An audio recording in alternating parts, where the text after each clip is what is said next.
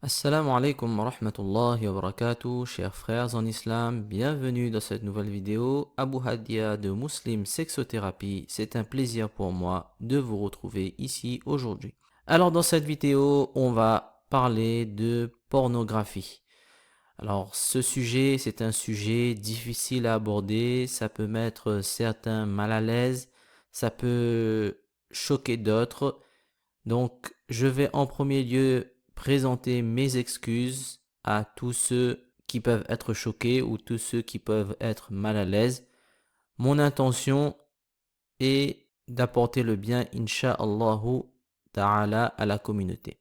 Donc, on va parler de pornographie dans cette vidéo. Alors, pourquoi parler de pornographie? Parce que vous savez très bien que mon cheval de bataille à moi, c'était l'éjaculation précoce. Et lorsque j'ai été actif sur certains réseaux sociaux, il y a beaucoup d'hommes musulmans qui sont venus me texter en privé pour me demander comment se sortir de la pornographie et de la masturbation. Donc beaucoup d'hommes, beaucoup de personnes ont demandé de l'aide par rapport à cela. Alors pour être très transparent avec vous, je ne connaissais absolument pas le sujet. Je connaissais bien sûr ce que c'était la pornographie, mais qu'il y ait autant d'hommes qui soient pris dedans et qui n'arrivent pas à s'en sortir, je n'étais absolument pas au courant de cela. Et c'est qu'après que ces hommes m'ont texté que j'ai pu ouvrir les yeux et pu faire des recherches sur ce problème-là et j'ai découvert beaucoup de choses extrêmement effroyables et inquiétantes. C'est pour cela que je me décide à faire cette vidéo. Et du coup, je me suis rendu compte qu'on ne peut plus faire l'autruche, la politique de l'autruche face à ça, faire comme si qu'il n'y a rien et que tout va bien dans le meilleur des mondes, parce que ce fléau impacte énormément la communauté musulmane et plus globalement, on va dire, la société séculaire, religieuse ou pas, tous les strates de la communauté, de la société sont impactés par la communauté, par la pornographie, pardon. Donc c'est parti, nous commençons. Déjà, on va définir c'est quoi le porno, la pornographie. Donc déjà, pornographie, ça vient de porné en grec qui veut dire prostituée. Et graphie, ça vient de graphein qui veut dire image ou écrit. Donc si on met les deux ensemble, pornographie, ça veut dire de la prostitution en image ou à l'écrit. Et en termes conventionnels, donc on parle de porno, on parle de tout support qui va exciter sexuellement celui qui consomme ce support-là en vue de la masturbation. Donc en réalité, le porno, c'est pas juste un divertissement, c'est pas juste regarder un film comme on regarde un film ou une série sur Netflix, mais la pornographie, c'est un support à la masturbation. Et la masturbation, c'est un acte sexuel. Autrement dit, consommer de la pornographie, c'est consommer de la prostitution. Et oui, déjà on commence fort, on cogne fort d'entrée. Consommer la pornographie, c'est consommer la prostitution. Pourquoi? Parce que celui qui en consomme, il se masturbe, donc il fait un acte sexuel. Et de l'autre côté, il y a des travailleurs du sexe qui sont payés, qui sont rémunérés pour avoir des rapports sexuels en vue qu'une autre personne se masturbe devant eux. Eh bien ça, c'est de la prostitution et c'est bien pour cela que ça s'appelle pornographie, prostitution en image ou en écrit. Alors, incontestablement interdit en islam. Alors ça a vocation pour être un rappel, c'est juste un rappel, ce sont des choses qui sont normalement connues par tous les musulmans et toutes les musulmanes, tout simplement parce que Allah subhanahu wa ta'ala nous ordonne de baisser notre regard, de ne pas regarder les choses interdites. قُلْ لِلْمُؤْمِنِينَ يَغُضُّوا مِنْ أَبْصَارِهِمْ قُلْ لِلْمُؤْمِنَاتِ يَغْضُضْنَ مِنْ أَبْصَارِهِنَّ. Donc, de ces deux versets-là, où Allah subhanahu wa ta'ala ordonne aux musulmans et aux musulmanes de baisser leur regard, وَيَحْفَظُوا فُرُوجَهُمْ وَيَحْفَظْنَ فُرُوجَهُنَّ. Et il nous ordonne aussi de préserver nos parties intimes, c'est-à-dire que les parties intimes doivent être préservées de tout ce qui est interdit, sauf avec les épouses. Illa ala azwajihim, ou avec les époux en cas pour les musulmanes. Donc on a le droit d'utiliser nos parties intimes pour avoir du plaisir uniquement dans le cadre du mariage. En dehors de cela, toutes les autres pratiques sont interdites. Donc la masturbation était interdite. Allah subhanahu wa ta'ala nous interdit l'immoralité. وَيَنْهَى عَنِ الْفَحْشَاءِ وَالْمُنكَرِ وَالْبَغْيِ.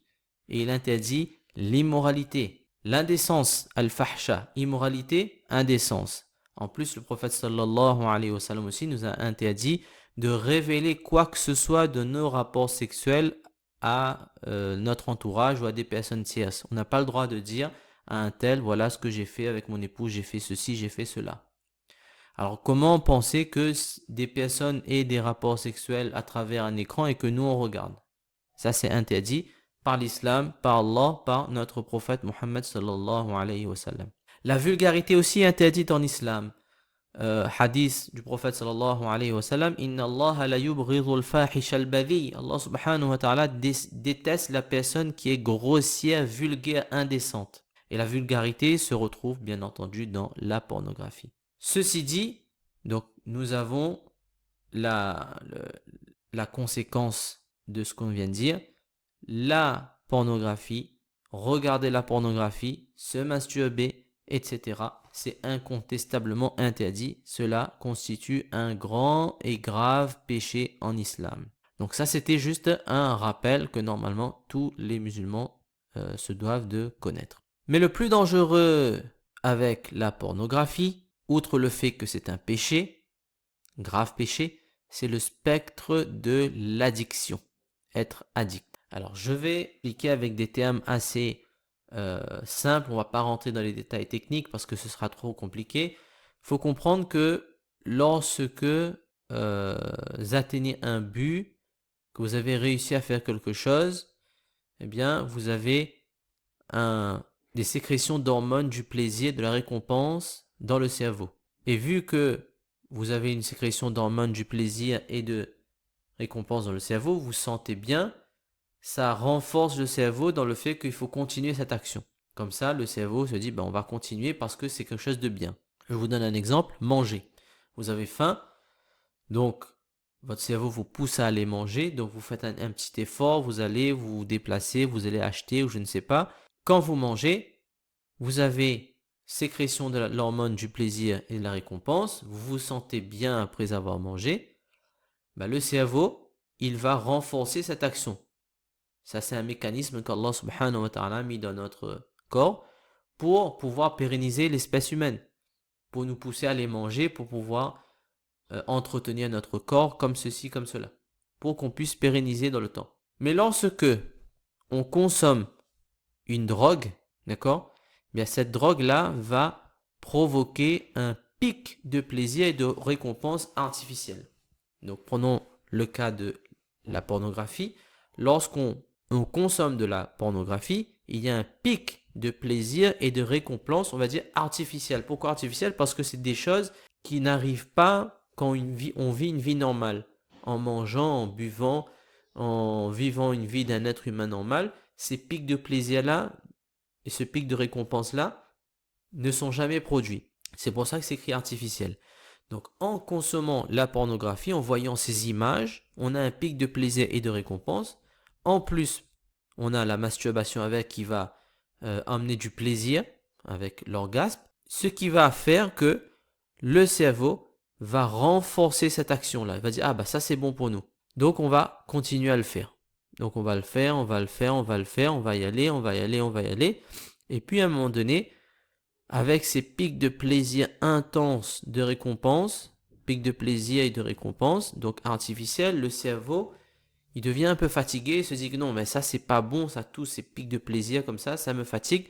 Donc je vais me désensibiliser, je vais mettre un peu des barrières. Donc on a la désensibilisation, c'est-à-dire que ce qu'on recherchait à travers cette pornographie, ça ne nous fait plus effet, mais on en a besoin quand même.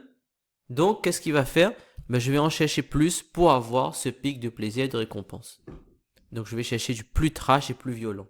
C'est ce qui se passe avec les consommateurs de pornographie.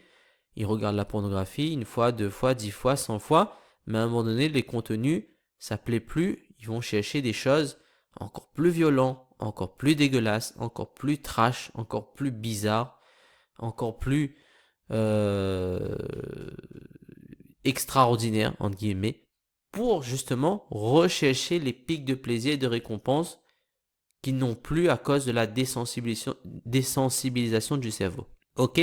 Maintenant, il faut comprendre que plus on a un pic de plaisir, plus ce pic de plaisir, le pic est terminé, il y a une chute, on va dire, des hormones.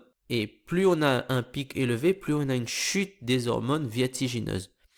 Et lorsqu'on a une chute d'hormones vertigineuses, on expérimente un peu la douleur dans le cerveau. Alors, c'est pas la douleur physique comme on a une douleur quand on s'est fait mal, mais c'est le cerveau ressent un manque, ce qu'on appelle la douleur.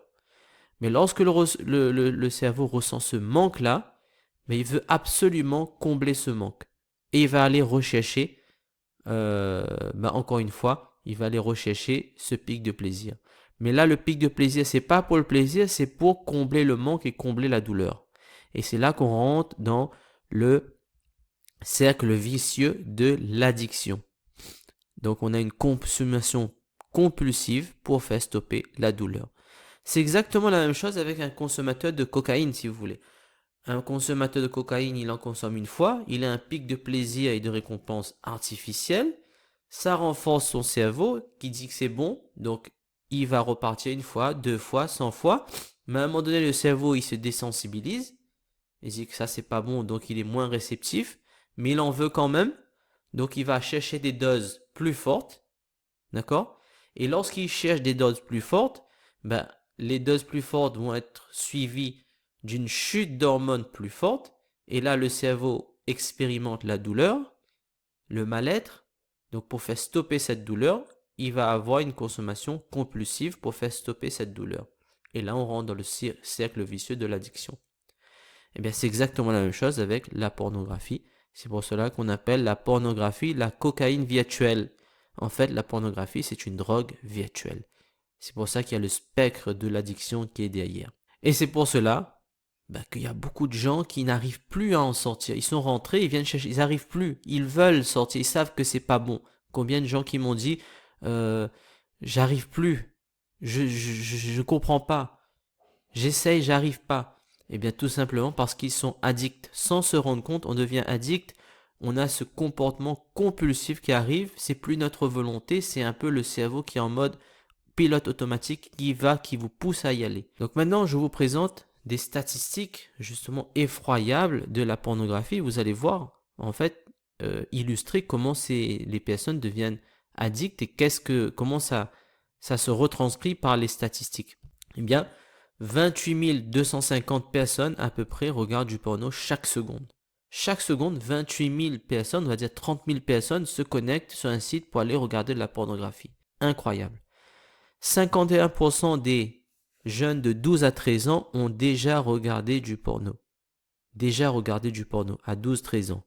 En 2023, le site numéro 1 a enregistré, alors le site numéro 1 de pornographie, je ne vais pas citer le site expressément, je ne veux pas que vous alliez y aller dessus, mais le site numéro 1 a enregistré 100 millions de visites quotidiennes. 100 millions de visites quotidiennes juste pour un seul site de pornographie. Alors, si vous savez combien de sites de pornographie il y a sur Internet, une autre statistique nous dit que si pendant 84 ans, je vais tous les jours sur un site de pornographie, c'est au bout de 84 ans que j'aurai terminé de visiter tous les sites de pornographie qui existent sur Internet. Alors, imaginez juste un site à 100 millions de visites quotidiennes, cumulé avec tous les autres sites, combien ça fait? Allah subhanahu wa ta'ala seul sait.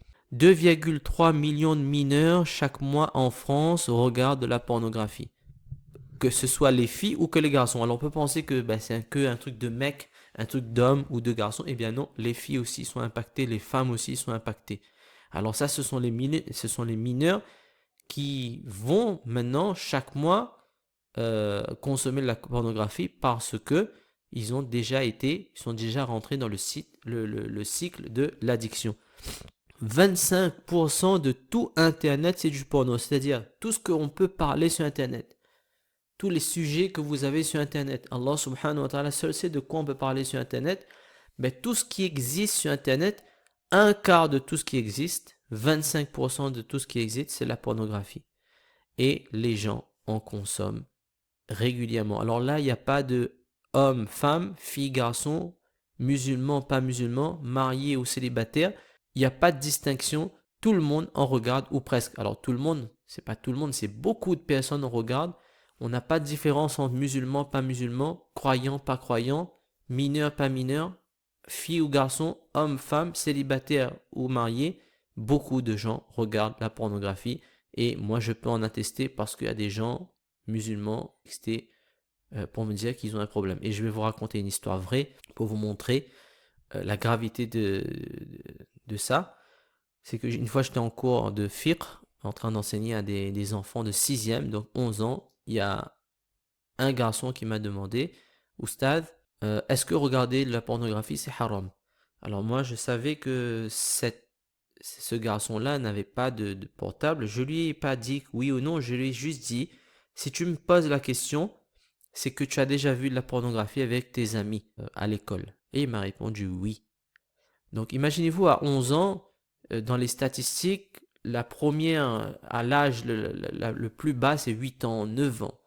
Combien la société est impactée par cette pornographie? Donc les statistiques effroyables sont là pour le démontrer.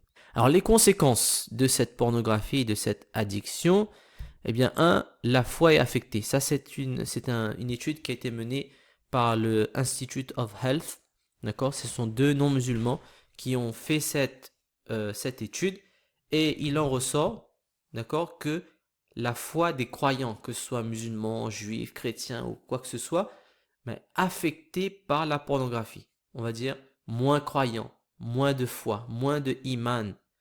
Imaginez-vous les conséquences déjà. Le iman, comment c'est important. Ça, c'est notre passeport pour le paradis ou pour l'enfer. Eh bien, la foi est affectée par la pornographie. Il y a la banalisation du zina. Eh bien oui, à force de consommer de la pornographie, on est addict à la pornographie, on regarde des images, des femmes, des hommes à travers les écrans. Ben, à un moment donné, on se dit non, j'ai envie de toucher pour de vrai, j'ai envie d'y aller, j'ai envie de tester moi. Et donc, dès que ces personnes ont de l'argent, ils se rendent chez des prostituées et consomment de la prostitution pour de vrai.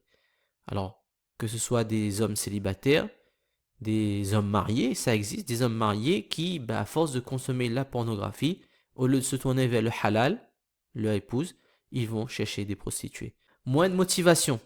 Alors, moins de motivation parce que, à force d'avoir ces pics de plaisir-là, on ne ressent plus de plaisir dans les autres choses de la vie de tous les jours. Les réunions de famille, le fait de faire du sport, le fait de travailler, le fait de ramener un salaire chez soi, etc. Donc on est moins motivé à faire des choses. On préfère rester devant l'écran à regarder la pornographie plutôt que aller expérimenter les petits plaisirs de la vie. Banalisation de la violence verbale et physique.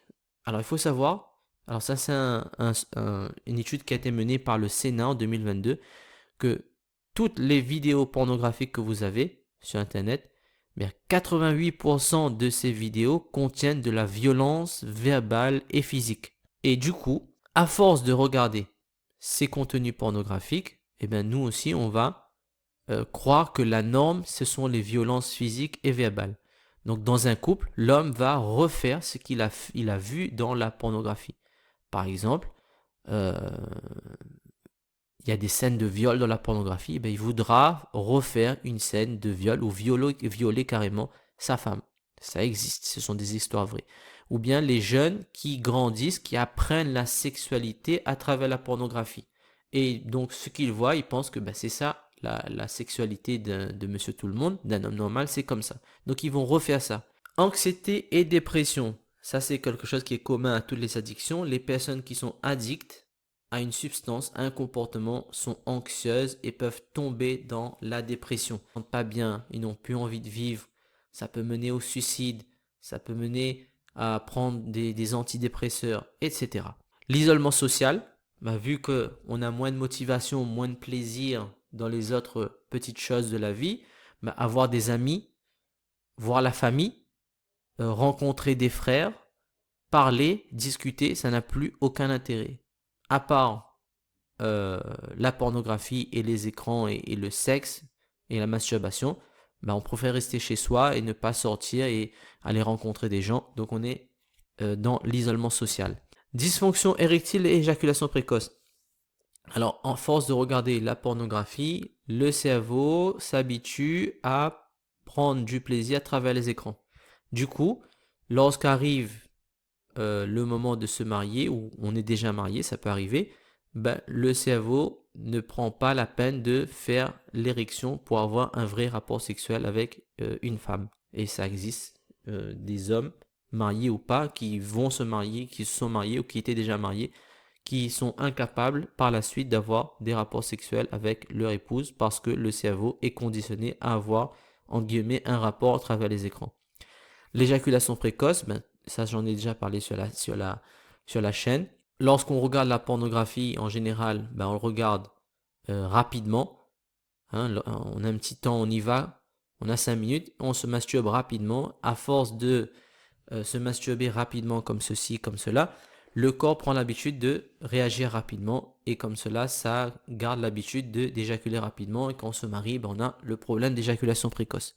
Risque de sanction, oui, parce qu'on est tellement dans l'addiction, on a un manque de discernement. On ne regarde plus où c'est qu'on est. Donc si on est au travail, on est à l'école, ben, quelqu'un d'addict, il pourrait consommer de la pornographie au bureau ou à l'école et se fait attraper. Du coup, on risque des sanctions par rapport au chef, par rapport au directeur, par rapport au président de la société, par rapport au proviseur du lycée, etc. Et il y a une modification des circuits neuronaux. Alors que littéralement, le cerveau change. On a un changement du cerveau. Le cerveau comme il est, les addicts à la pornographie ont un changement carrément d'état du cerveau. Donc ça détruit un peu le cerveau si vous voulez. Donc voilà toutes les conséquences de l'addiction à la pornographie. Du coup, vu qu'il y a des conséquences vraiment délétères, bah du coup, parce que c'est un grave péché, il y a une conséquence pour la foi, et puis toutes les conséquences qu'on a vues, vous comprenez qu'on ne peut plus faire la politique de l'autruche de sang. Par rapport à ça, il faut absolument en parler. C'est un sujet tabou. Hein. Qui parle de pornographie? Très peu. Même on n'en parle pas vraiment dans les mosquées, on n'en parle pas vraiment à la maison, on n'en parle pas vraiment dans les familles, parce que c'est un sujet qu'on considère comme tabou. Il ne faut pas en parler. Mais la façon de s'en sortir et de sensibiliser, c'est qu'il faut en parler. Et quand on en parle, justement, quand on ouvre la conversation, il y a des gens qui viennent, qui sont honteux, ils ne savent pas comment il faut faire.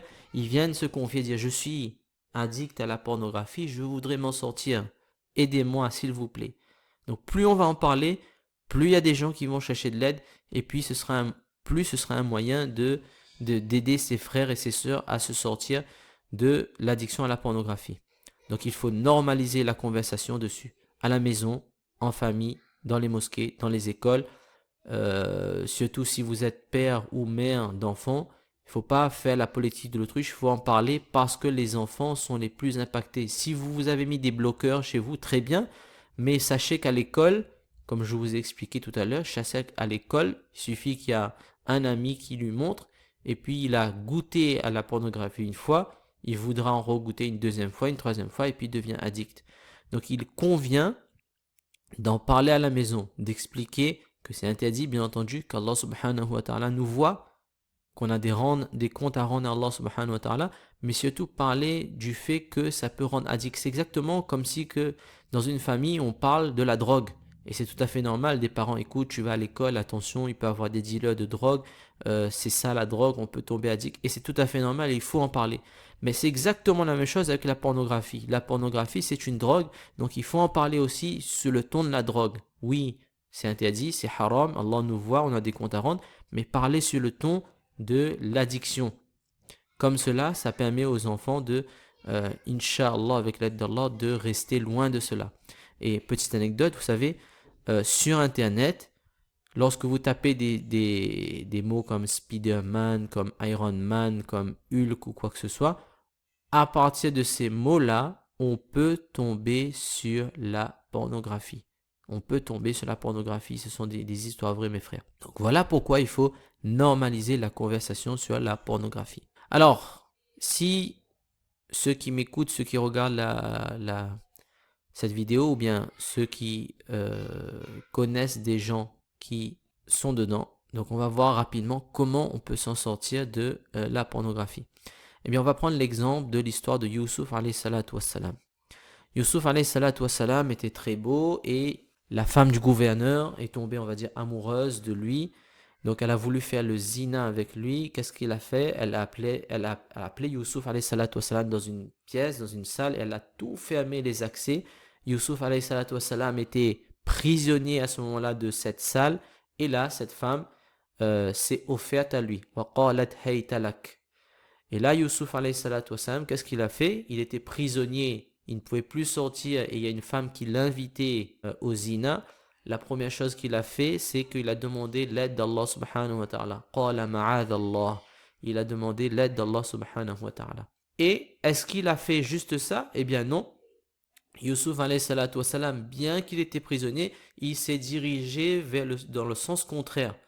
Il a tourné le dos à la femme et il est parti de l'autre côté. Et il est parti de toutes ses forces. Comment on sait? Parce que la femme l'a retiré par la chemise par derrière. Cette chemise s'est déchirée par l'arrière. Parce qu'il est parti dans l'autre sens et il est parti de toutes ses forces. Eh bien, il faut savoir que la personne qui est addicte à la pornographie, elle aussi, elle est prisonnière de son addiction. Elle n'arrive plus à en sortir. Elle est fermée, elle est barricadée. Donc, qu'est-ce qu'il faut faire dans ce cas-là? Mais comme Youssouf alayhi salatu wassalam, il faudra se tourner vers Allah, faire les causes religieuses. Donc, dua, le dhikr, la sadaqa, les assises religieuses, etc., etc. Toutes les causes religieuses qui nous permettent de nous sortir de l'addiction, chercher l'aide d'Allah, faire les duas, faire la sadaqa, les assises religieuses, le rappel, le dhikr, eh bien on le fera. Mais c'est pas suffisant. Comme Youssouf alayhi salatu wassalam, lui, il s'est tourné de l'autre côté, il est parti. Ben, il faudra faire aussi les causes non religieuses. Les causes non religieuses, c'est qu'il faudra fuir tout ce qui nous mène à la pornographie. Donc, détox des écrans. On va laisser les écrans loin de nous pendant un temps. On va faire du sport. C'est-à-dire, on va plus avoir l'esprit avec la pornographie, mais on va mettre son esprit dans le sport, par exemple. Ou bien son esprit dans un side project, dans un projet à côté. Je sais pas, ça peut être un business en ligne, pourquoi pas un projet de volontariat, aider les autres. On va gérer le stress, parce que des fois c'est le stress qui mène à la pornographie. On va se marier, parce que des fois les gens non mariés, ils ont besoin d'avoir des relations sexuelles. Donc le mariage, ça permet cela. Donc en combinant les causes religieuses et les causes non religieuses, eh bien on a l'espoir, incha'Allah, qu'Allah subhanahu wa ta'ala puisse nous libérer de cette addiction à la pornographie. Donc Allah subhanahu wa ta'ala nous en préserve, préserve nos enfants, préserve notre famille, préserve tous les membres de la communauté musulmane, hommes et femmes, mariés ou non, mineurs ou bien majeurs. Amin, ya rabbal alamin. Donc parlez-en autour de vous. N'hésitez pas à parler de la pornographie autour de vous. Cherchez de l'aide chez un professionnel de l'addiction. Si vous êtes addict, n'hésitez pas à aller voir un professionnel de l'addiction.